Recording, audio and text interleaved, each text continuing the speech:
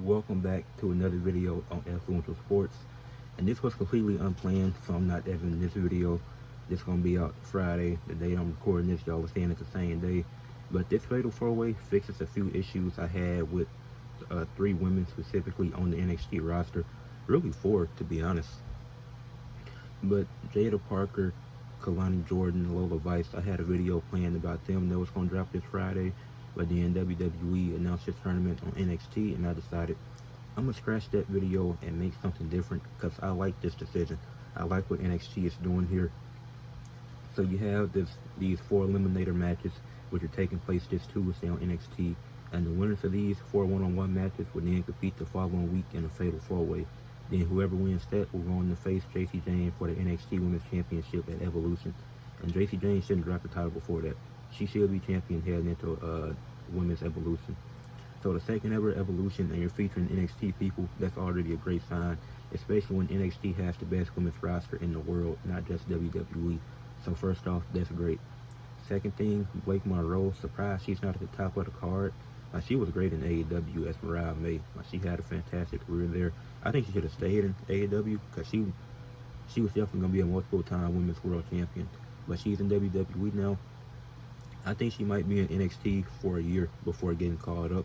And I know it sounds crazy to say, but after I explain how I see these matches playing out, I think she stays there for about a year. Then she goes up to the main roster because you already have a few of the top blonde. You have Liv Morgan, Tiffany Stratton, Charlotte Flair. Like, you already have the 3 really great blonde women on the main roster right now. Might have forgot somebody, not sure. But if you wait a year, then some of those same women might not be at the top. Like Charlotte, obviously she's going to always be at the top, but maybe around this same time next year, or maybe not even a full year, but like 10 months.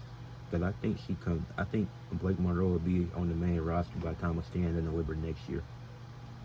I think around that time, if she's not on the Stand and Deliver card, which she should be, like there'll be a big spotlight for her, then she can get called up after that, even if she loses the NXT women's title at Stand and Deliver, because I think they're just going to have her do some side quest stuff. Maybe she gets the mid-card title from Sol Ruka, holds that for a little bit, then become NXT women's champion. Or she might just wait. She might not even hold a mid-card title. She's going to go straight to the main event scene. It's just how soon, and I don't think that soon is till November, December, because that's... But back to Kalani, Jada, and Lola. I had a video planned for those 3 because I felt like they weren't getting rewarded for what they had been doing in NXT. Like, Lola Vice had some good underground matches with Shayna Baszler, with Jada Parker, and then Lola Vice, she's been doing some good work. Like, I enjoyed her matches. The match she had at Worlds Collide was great when she teamed up with Stephanie, and they got the win over the 2 AAA women. She's been doing some great stuff. She's had some solid segments, so I feel like she should get.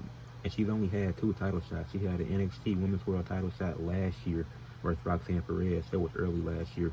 Then she had a shot at the North American Championship. She won a qualifying match. They get in a ladder match, but she wasn't able to win that, which Sol Ruka winning was a good option, so I'm not mad at that. But she's only had 2 title shots. Then she never got the trilogy with Jada Parker. They're both 1-1 against each other, which is why I felt like Jada Parker should have won at Stand and Deliver. Then they had a 3rd match for the championship, and that was a deciding factor. Because Jada Parker is the best women's promo on WWE. Well, Naomi might be a bit better, but as far as NXT goes, she's definitely the best women's promo. Then you can make an argument that she's up there with the Naomis, with Selena Vegas as top promos in women's wrestling in WWE. Like, she's great, and she stays at the top of the card, but she keeps losing consistently. But she's solid in the ring. She just needs a better finisher. That's the only thing. She needs a better finisher. Like, she's great, whether she's a heel, whether she's a face. Like, she does great work, and I feel like she should have been NXT Women's Champion, and her versus Lola Vice would have been perfect. Then Kalani Jordan, first ever Women's North American Champion, but once she dropped it, she lost 8 of her next 10 matches. She was just a mid-card champion. Now she's just losing. Now, after losing the title, all she can do is lose. Like, that don't make sense to me. And then she pinned Kalani Jordan. She pinned Roxanne Perez this year, and it was to qualify for another ladder match for the Women's North American title. If you pin Roxanne Perez, a former NXT Women's Champion, you should be moved up to the top of the card. And now they put this tournament together, and 3 of these 4 matches all have stories going into them. The only match I'm not rocking with is Zarya versus Izzy Dane. It should have either been, because both of them, I get it, they're both trying to step out of shadows. Like Izzy Dane don't want to be in the shadow of the color, and Zarya don't want to be in the shadow of Sol Ruka, but they don't really have no history with each other, no rivalry or anything. The other three matches had it, so I guess this is fine because it's traditional heel versus face, and we'll see what happens. But I feel like Blake Monroe could have been in either one of these spots, and it would have worked out perfectly. You could have did Blake Monroe versus Zarya, the two outsiders. Let's see what happens. Or Blake Monroe versus Izzy Dane, outsider versus original. Let's see. You could have did that, but I think Zarya wins that match. I don't see. I mean, the only scenario I see is Sol Ruka costing her on accident, but I don't think it's no sense of doing it. I think Zarya should move on to the her being an outsider. Like she should be in a more prominent role than being a background character for Sol Ruka's career. Like she should be doing more than that. Jordan Grace versus Lola Vice. Obviously on screen they don't have a rivalry, but like off screen they have a really good connection. So it's gonna be interesting. They're gonna have to put the friendship aside to see who can advance to the Fatal 4-Way match to see who wants it more. So I like that story. Even though it's two faces, they have a story that goes with it. That's like they'll probably start the match off with a handshake, probably do some stuff after. But it's gonna be a good match. I think Lola Vice should win though. I think it's time for Jordan Grace to get called up. Because if you still got Jordan Grace and Blake Monroe in NXT, then it becomes too crowded. Because both of these women are established already. So Jordan Grace really should go up. And if you would have put Blake Monroe in her spot, I wouldn't have been mad at that. But I think she's already lost to Stephanie. I don't see her beating JC Jane. Not because JC Jane is better. Stephanie was definitely the best woman in NXT. But if you didn't give it to Jordan Grace, you didn't pull the trigger at Stand and Deliver, then doing it in Evolution, I just don't see it happening. So I don't see her. She could win this match, but if she does, because I don't think either one of them are going to win the Fatal 4-Way. I don't. But I do think Lola Vice should get the win here because she has the momentum from Worlds Collide. I think she has momentum than Jordan Grace right now. Like she's been in some prominent stuff the last few weeks. She has a pin over Fallon Henley, who was a former Women's North American champion. So Lola Vice has some good momentum right now. She should win this match. Jada Parker versus Thea Hill. Wasn't interested in the story at first, but now there's actually something on the line. There's something significant in the story, so it builds my intrigue. Because you have the clear heel and Jada Parker, you got the face and Thea Hill, but now it's actually something of meaning to this. Like if they just had a match with no meaning, I wouldn't mess with it. But this is an eliminator match. They're trying to get to the top, and we know Jada Parker's been at the top. She just hasn't won yet. Like she's been doing prominent stuff, and Thea Hill, ever since she's came back, she's been in a good spotlight. She was in the ladder match at Stand and Deliver. She's doing stuff with Jada Parker, who is consistently at the top, and now it's actually going to pay off in a match, and the winner is one step closer to getting a shot at the NXT Women's Championship.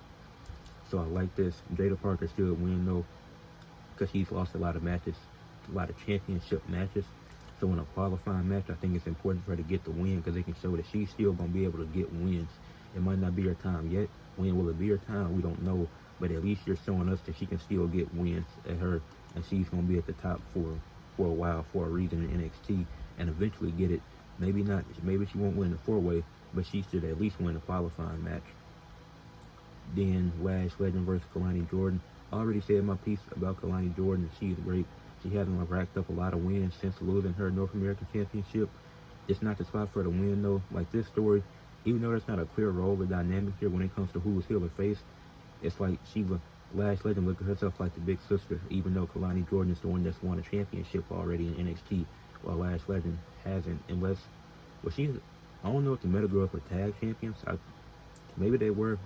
I could be wrong about that.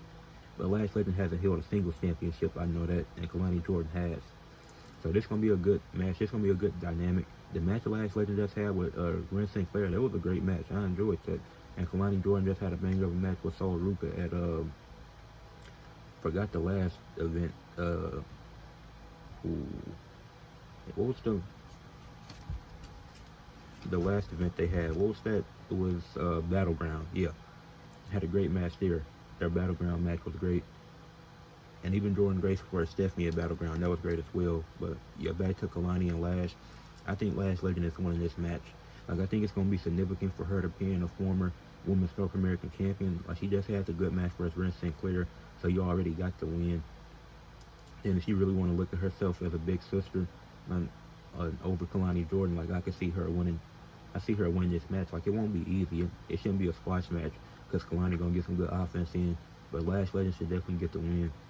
And that leaves me at Lash Legend, Zarya, Jada Parker, and Lola Vice in a fatal four-way.